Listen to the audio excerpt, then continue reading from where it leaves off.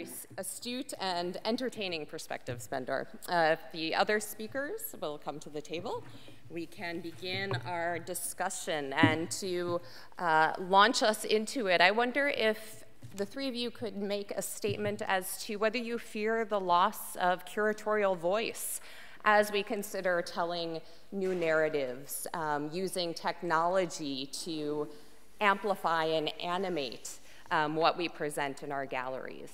Curatorial or expertise, expert voice in our field.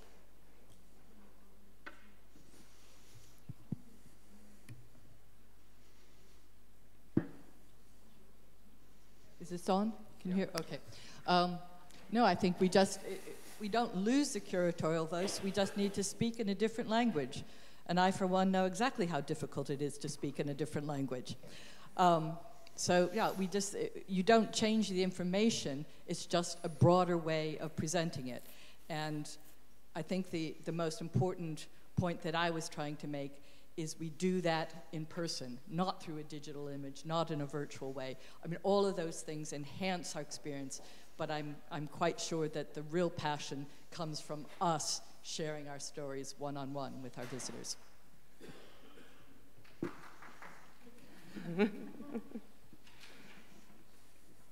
Esme Bendor? I agree entirely, and I think that's one point all three of us have wanted to make, that the stories are central to the success of museums and exhibitions. And we need to tell the stories to different audiences, and we have to find a way to tell them so that people can connect to them. So the stories, I think, are essential. That's absolutely true. Yes, I would just add, I think, as Jane said earlier, curators, you have to do so much more nowadays. And it's a very demanding world, and the stories you tell are fantastically interesting, but I would also urge you to, every time you tell these stories, to just think of how you can amplify it in today's digital world. I saw recently a lecture by Nico van Hout. Is he here today? No. You know, a fascinating lecture about Rubens' head studies, which he gave at the Kunsthistorisches Museum in Vienna. And it's a great half-hour YouTube video. And it's fantastic that Code Art are now putting these films online, because all of these events, all these stories now have a digital afterlife. Excellent. Can I open up questions to the floor? Adrian? Thank you very much. I must say that I'm still quite cynical.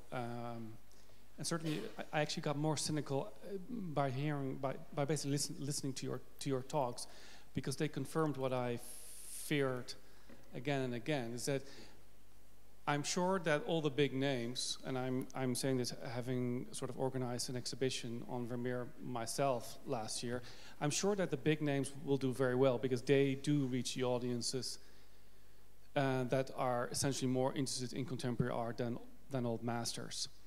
I do think museum once in a while can find exhibitions, even with smaller names like Frans Post, that will draw in the public. I'm sure that some old master paintings will reach record prices. I'm sure that'll continue.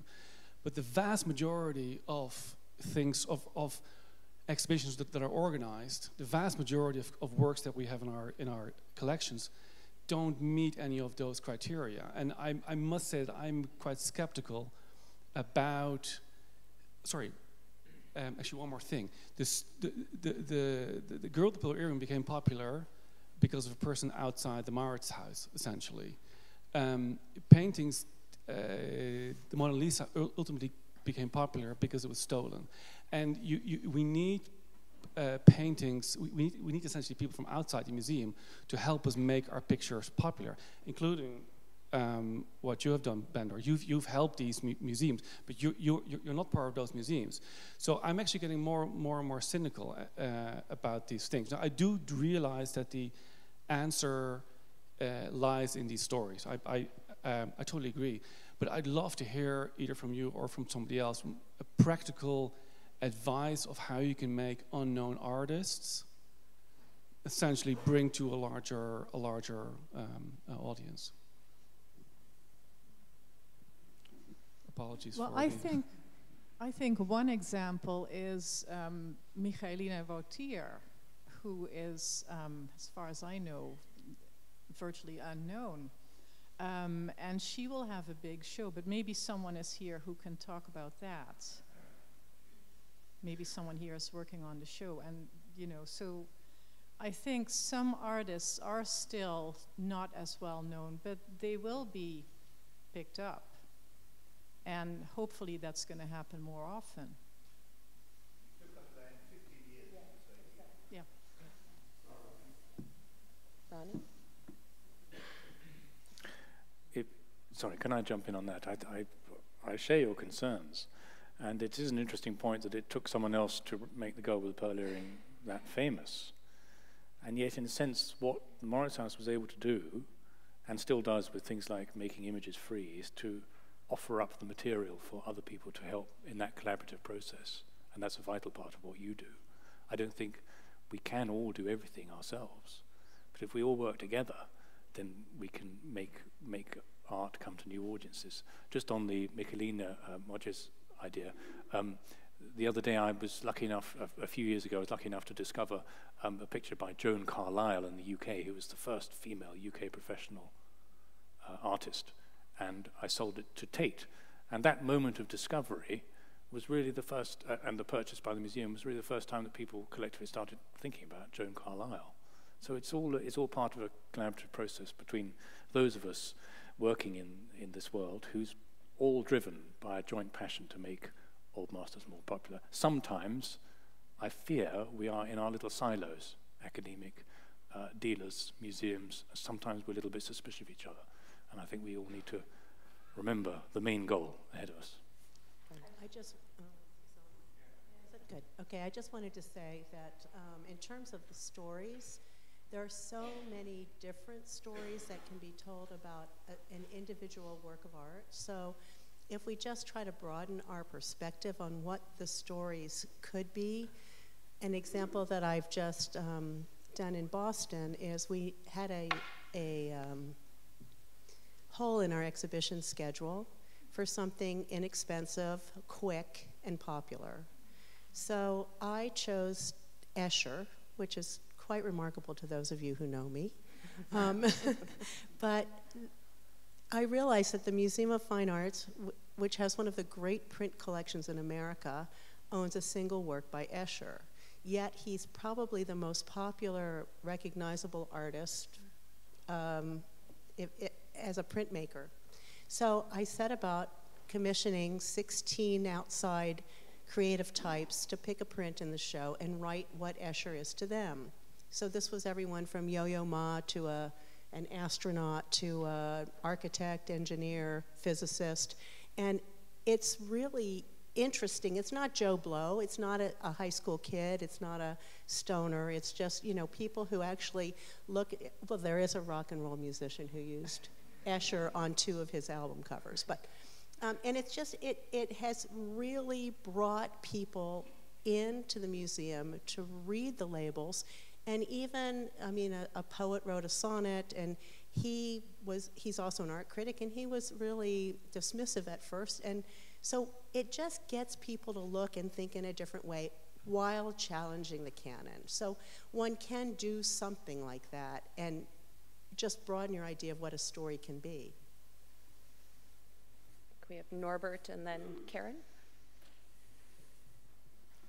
Well, thank you. Well, Ronnie mentioned this. We should not look only at artist names for making shows. Ronnie, the MFA, together with Kansas City Nelson Atkins Museum, did a wonderful show, a courageous show, I think, for American Museum, not focusing on a particular name in Dutch art, but on class distinctions, as it was called, at least in Boston it was called like that. Great show with lots of master paintings. Well, Adriaan, you did the same, of course, with Vermeer and genre painting. So it's not just about single names. You can also juxtapose artists, like we did with the Rembrandt House. There are many more ways of focusing on the subject matter rather than on the artist exclusively.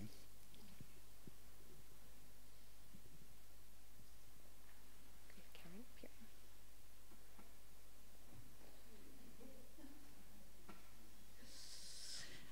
Thank you.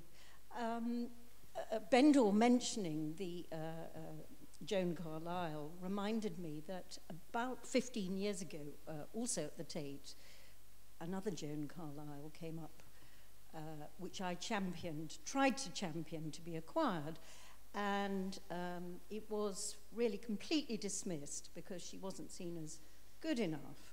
And of course, I was interested because her gender made her particularly interesting in this context. And I think that's a real reminder of how things have changed and how, particularly in Britain, we've got this year of celebrating women artists. And I wonder whether that's also more widespread, so that after 15 years, Micheline Wouter is finally getting her due. And the way in which the canon is constantly changing, and how something like spotlighting women artists can have quite a dramatic effect in its own way. Artists perhaps with quite limited oeuvres. Limited in number rather than quality. I want to make a point as being responsible for works on paper, which are the works that are so very rarely seen because they live in boxes and can't be exposed to the light. We've just done an interesting thing in tandem with the High Society exhibition that opened last week. And in the other half, so we have this very important large lone exhibition with 39 full-length, standing, life-size portraits from all over the world. But on the other side of the exhibition space, from our own collection of works on paper, if the full-length paintings represent pride and vanity, what I pulled out are the guilty pleasures. So we did gluttony, greed, and lust. And it very much answers Norbert that you can take a theme and make it relevant or fun or just complementary, and it needn't be an expensive endeavor. Works on paper.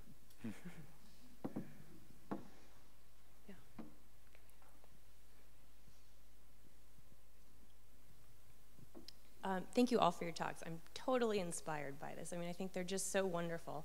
But one of the things I wonder if we need to talk about as an additional challenge is, I mean, I love the idea of all of our curatorial authority and agency, and I want to bring it back to Washington, but we need institutional buy-in, and I'm wondering, you know, how can we bring this enthusiasm and get it past our directors or our exhibition committees? I mean, it's totally inspiring to think about doing this, but there are internal challenges as well that maybe you could help us work through as well. No easy answer to that one. Please. Says she from a large museum where we all pitch against each other. Maybe we need the director's point of view answer for that one. Till?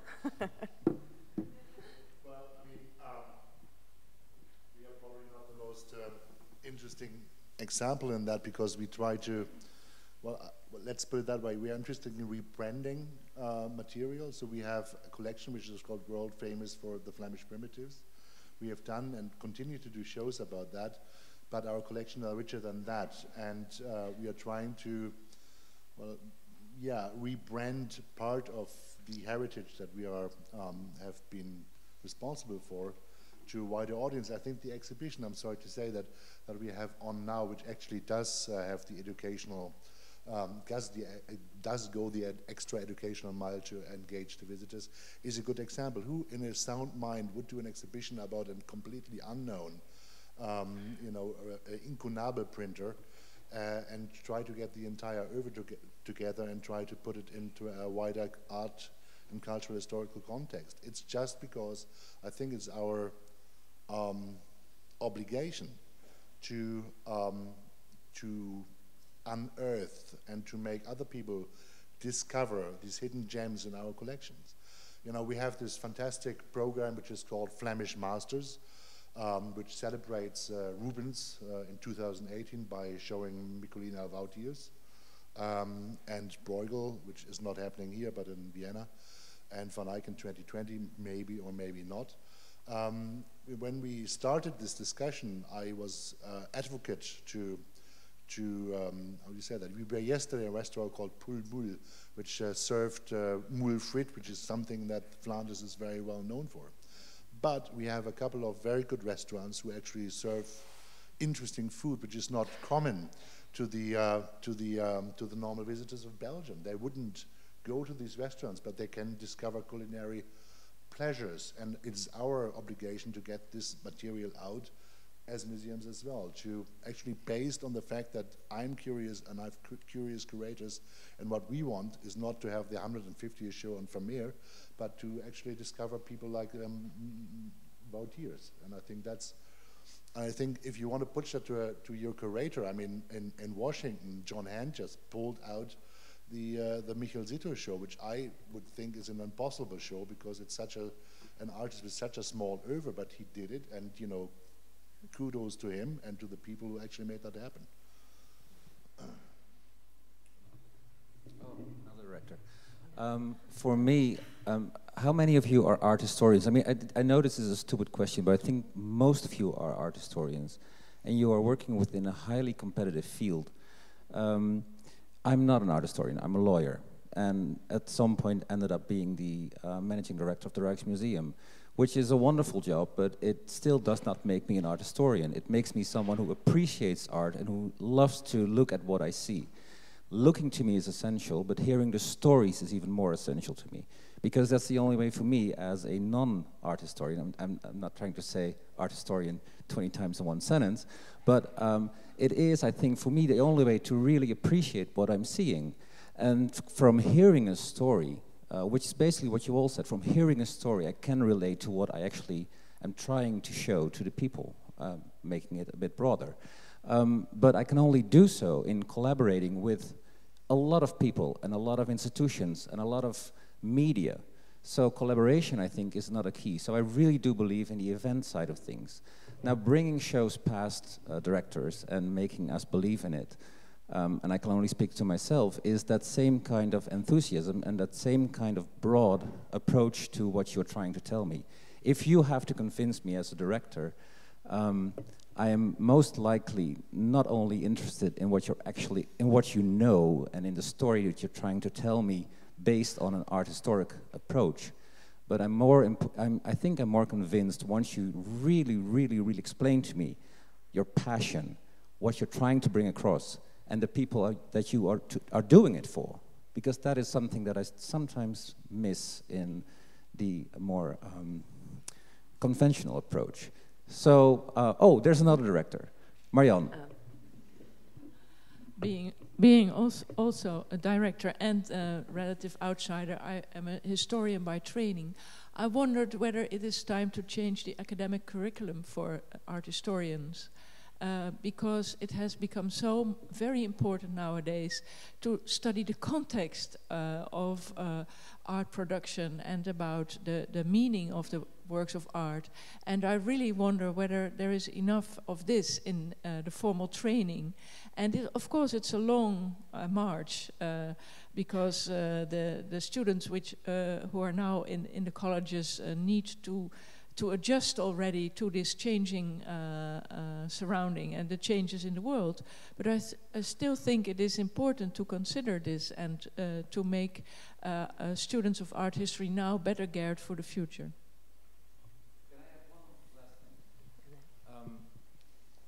I'm not trying to be cynical in what I just said. I just try to say, you do hold the key to my heart. And that may be, well, not all of you, but certainly quite a number of you. So you do hold a key to my heart, and you know, and there are others who hold, you know, smaller keys to help that key, and you know, and so try and think in that way more than in just your maybe academic sense. That's, I think, what Marianne is saying as well. I think we have time for one more question. Oh yeah, those were not questions.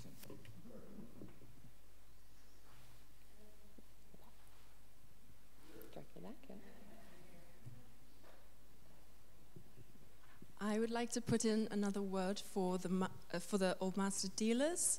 I know, Bendor, you say we're representing the dark side, but actually I think we are working in such a niche area that we have to really join forces.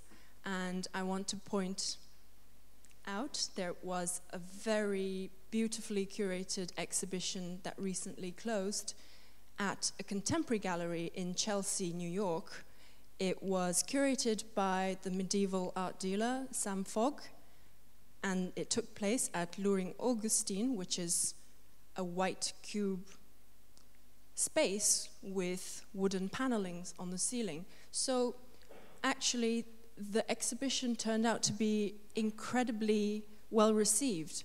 It was reviewed in the New York Times, and lots of my friends in the contemporary art world, even if they didn't know who Sam Fogg was, thought that was the one single show I would recommend you visit. It is totally breathtaking, transcendental experience. It had a range of sculptures, manuscripts, stained glass windows, chandeliers, marbles from the Canterbury Cathedral, a whole range of objects and works on paper and paintings. So I think what really stunned everybody was the display, the change in context, the unexpected context that showcased medieval art.